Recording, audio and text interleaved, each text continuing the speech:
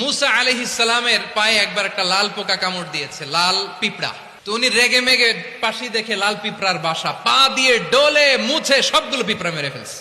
এই ঘটনাটা আল্লাহ ঘটিয়েছেন এজন্য মুসা আলাইহিস সালাম তিনি আল্লাহকে জিজ্ঞেস করেছিলেন, আল্লাহ তুমি যখন কোন জনপদে আযাব পাঠাও, শাস্তি দাও, ওখানকার শুধু জালেমরাই তো মরে না, ভালো মানুষগুলাও মরে, তো আযাব দিবা মুশরিকদের উপর দিবা, অবাধ্যদের উপর দিবা, ভালো মানুষগুলারে মারো কেন?